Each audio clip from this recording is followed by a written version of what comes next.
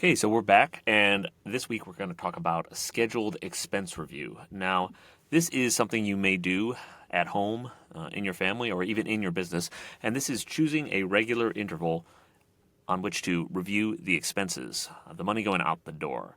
And what you want to do is have a structured process that keeps you from focusing too much on little items, but also one that helps you to detect if there's some anomalies, potentially even fraud going on in your expenses. And the frequency at which you check is going to have a lot to do with where you are in your cycle and what kind of controls you have in place. What I'm going to suggest for the purpose of this exercise is a monthly expense review. So we're going to be talking about the monthly expense review, and we're going to go from flow to procedure, and we're actually going to kick it off with a prompt. But before we do that, I just want to recommend that you can check us out at buildingprocess.substack.com and also youtube.com, and the channel is Building Process. So this is a show about trying to give you the operational strategies, the tactics, the evergreen tactics that you need to do a lot of different things in your business or maybe in your life. And the examples I'm using are generalized, but I'm hoping you can take the framework and repurpose it to the specific needs of your business. So there are roles in which you may want to do this quarterly, and there are other roles where you may want to be looking at these expenses every single week. In any case that you do it, you should have some approach and some kind of prioritization in terms of what to look at most and what to spend the most time on in terms of these expenses. So that's what we're going to talk about. Like any good process here, we're actually going to start with a prompt over in ChatGPT. So I'm going to open that one up for us. And what we have here is a sample list of expenses. So I wanted to create a sample that we could build this process around. So here's a prompt to ChatGPT. I need to create a sample list of expenses for a business that spends roughly $10,000 per month. Make it 50 items in the list. Each item should have a description. Prices should be random, but range from 1 to 30% of the monthly spend. The entire list should add up to $10,000. And what I mean of this range from 1 to 30% is they should be random within there. So there probably is an expense here that is a full $3,000. And then there are other expenses that are down at that 1% level, i.e. $100 or lower in some cases. So that's what we're looking at. We're looking at $10,000 of spend. We've got different size ranges, and everything here adds up to it. And even if ChatGPT bungled this a little bit and didn't get these all right in terms of the range, they still should be representative of the kind of thing you're looking at in monthly expenses. And that'll give us a sense of how we want to slice and dice these and what kind of process we want to build around it. So what I'm going to do is I'm going to take this and throw it into a spreadsheet format, and then we're just going to take a look at it and start to talk about some of the principles that we may want to apply to this expense review.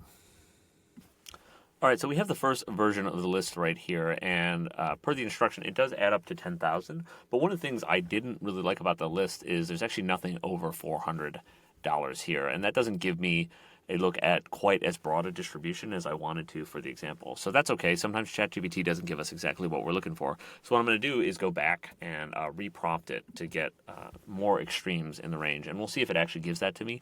And if it does, then we'll open it up as the second iteration of this, and then we can start working with that. And if it doesn't do that, then I might just add some of my own knowing how to do the math. But these are the kind of tasks where you do want to get really smart about your prompts. So the new prompt here is, can you give me another list where there are more items at the extremes of the range? So there should be at least one expense that's close to 3,000 and a number of others that are hanging out around 100. And that'll just give us a bit more variation in the expense numbers. All right, so I put together a second list here, and I added a couple other numbers in just to mix it up a little bit more. But I think this should give us a good flavor for what we want to do. And what we're really trying to do is establish thresholds for where we actually want to go do additional work and research for the expense. So what we're thinking about here is, in a situation where you spend roughly $10,000 a month as a business on your bundle of expenses, which are the big ones that you need to focus on? Now, obviously for matters of fraud, you want to focus on everything. So you want to have one good look at all the expenses just to make sure that nothing fishy is going on. But once you've gotten past that point, the fact that your pencils could cost, $6 or $7, depending on where you got them from, that's probably not going to move the needle that much, and it's probably not worth a lot of your time.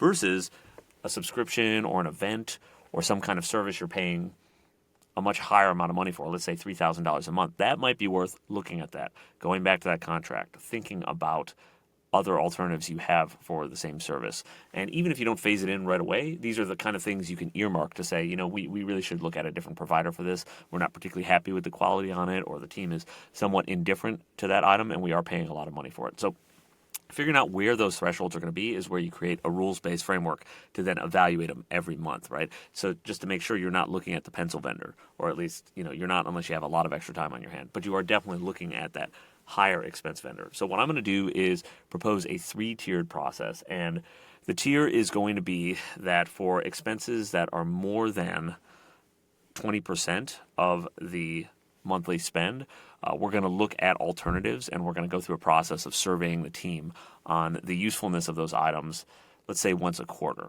And so we're looking at that expense every month and then averaging it out over the quarter. But if it's above 20% of our budget, then we want to look at that every quarter. And what surveying the team means is, hey, are you still using this? Are you finding this useful? And then in terms of doing the vendor review, just going out there and every quarter saying, hey, is there a better tool for this? Is there a cheaper option? Is there something else that we can do better on? And then what I'm also going to say for anything that is 10% or more, so under that 20% range, but 10% or more, we're going to do the shortened version of it. And what we're going to do is nominate a particular sponsor. So instead of surveying the whole team, you're just going to talk to a particular person who is kind of the owner of that and says, hey, are you still getting usefulness? Are you still getting value out of this? And we'll only look at alternatives if they say no or their opinion has waned. So now we're reducing the scope of work, right? So anything 20% or more, we're always looking at alternatives. We're always getting opinions. 10 to 20%, we're saying, we want to get an opinion, and if the opinion's negative, then we start looking at alternatives. And then anything below the 10% mark, we're going to do a smoke test, a quick check to just make sure there's no fraud going on. So that's where you review the whole list and you take a look, hey, this looks good, this makes sense, this is something we would have bought, or versus this looks fishy. I don't know why this employee is buying this kind of item. I don't know what event this is, right? So you're just doing a fraud check, but you're not looking at alternatives, okay? So 20% or above, we do the quarterly check. 10% above, we do a different quarterly check. And that's the flow we're going to put together here. So let's take that over to Lucidchart and see what this flow looks like. Okay, so here's what we put together as the flow on a per expense basis. So you can imagine if you have 50 expenses, you're going to run this flow 50 times with the different expenses. So we actually need to account for anything that's under 10%. So I'm going to do that in just a second. Let me add that one real quick. Okay, so here we've cleared up the full flow, right? So we have a expense that gets reviewed, and if it's over 20% of our monthly spend, then we push it to is at the end of the quarter. If not, we're going to flag it for quarterly review regardless. Then we have an employee survey, and mandatorily we research alternatives. Remember, if it's over 20% of monthly spend, we're going to research alternatives. Whether the employees are happy or not, we still want to see what's out there cost-wise. And then in that next category, which is it over 10% of my monthly spend, but it isn't over 20%, then we're going to also ask if it's the end of the quarter. If not, we're going to flag it for quarterly review. We're going to do the owner survey, which means the one person that owns that product, event, process, piece of software, you name it. So the one person, we're going to survey them. If they're unhappy, then we're going to research alternatives, just like we do in the 20% or over case. And if they're not, we're going to maintain it. And for every other kind of expense, we're going to do what I call the fraud or fishiness review, and that's just the look at the expenses to make sure that they actually match up to something that we want to be spending money on. This is also something that you may not want to just do in the spreadsheet format, but this is something that should be done within your accounting system every single day. You should have your team trained for what to look out for, but also recognize that that needs some independent auditing at times as well, because it could also be a member of your team who is being fishy with it. So you want to make sure that the person who's reconciling the books still has someone looking over their shoulder from time to time. But this last one is to just figure out if money is being spent inappropriately and in ways that would mean someone's actually committing fraud or compromising the credit card, something along those lines. Now, if this was under 10% of monthly spend, it'd be more likely to go unnoticed, and that's kind of the point, right? Somebody doing that may actually want to keep a low profile. So the primary goal for this is not about optimizing that spend. Remember, once again, it's to detect if actually an employee is committing fraud or if somebody got access to the credit card and you need to cancel it or do some other kind of security provision. So this is the entire flow. This is a really good process, I would say, and you can change these levels as you go, right? So right now, monthly spend is $10,000, right? So we're effectively saying this $2,000 threshold is what we care about. Maybe you would change that. One thing I would suggest is as you get larger, you probably want to move the threshold on a percentage basis down a little bit, right? Because, yeah, if you're spending $100,000 a month and $20,000 is what qualifies for here, there's a lot of big expenses under $20,000. So on an absolute basis, sure, they're smaller now that your budget's larger, but I actually think you can dedicate more time to it. And it shouldn't be a huge surprise that large companies have more people in their finance teams dedicated to doing this kind of work because as the company grows, so do the possibilities for stuff to just get lost in the shuffle. So I think you're going to want to move these percentages down as you get larger. And similarly, you may just have a different dynamic in your business where you actually don't ever have anything over 20% of the monthly spend, or you don't even have anything over 10%, in which case you bring those down, or you decide a dollar amount that you're going to look at. And just remember to be cognizant of that dollar amount changing over time, because you don't want to get in your situation about trying to work with the pencil vendor to save a dollar, right? You really want to be focused on the stuff that can actually move the needle.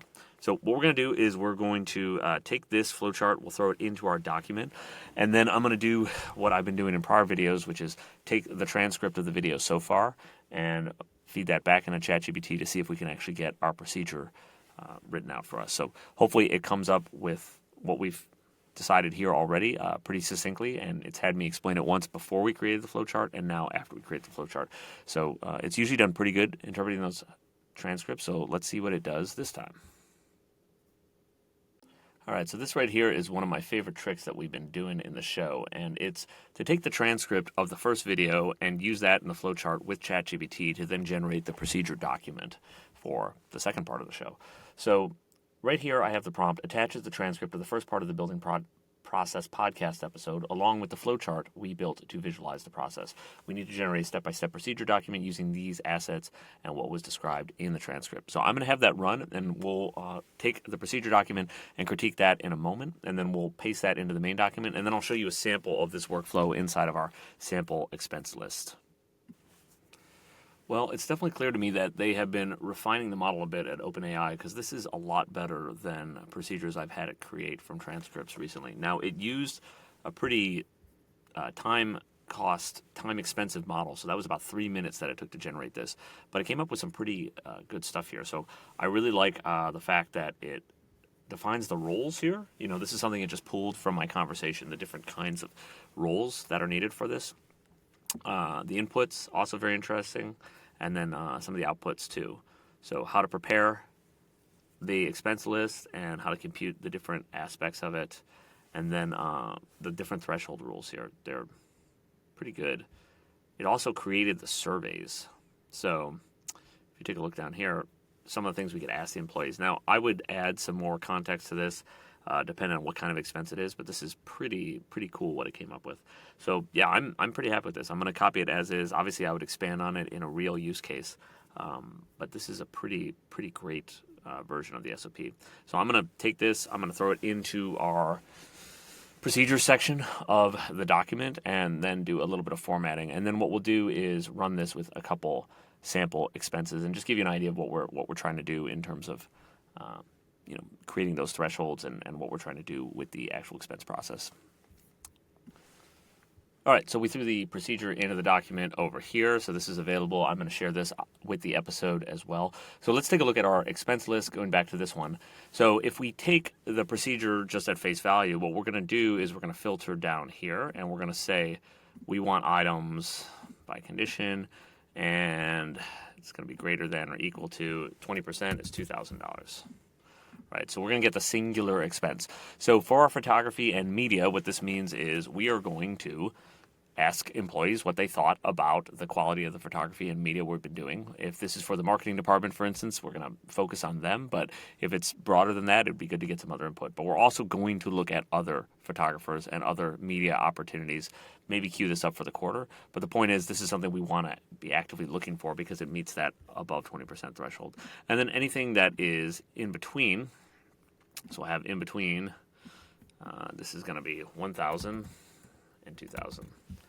That's that 10% threshold right there. So we have training and development inside that range. What we're going to take a look at here is who is leading our training, and let's ask them, what do you want to do with this? How have you liked our training and development? What have you been spending the money on, and has it been spent well? So just doing that singular survey there, and then depending on what they do, as we saw from the flowchart, we're going to decide to go one way or the other. And then everything else, we're going to take away our filter and we're going to just do a fraud check. What's insurance premiums? Whose insurance are we paying, right? Janitorial services. What building are we cleaning? What are we doing there? We're a fully remote business, so if I saw janitorial services in my expenses, I'd be concerned what exactly that was. So you're just wanting to look through these, have a quick gut check, and this is also something you should be doing in your accounting system regularly as you reconcile these items, but it's also good to have a secondary form of review. So procedures over here, I'm going to share the document with the podcast and the video.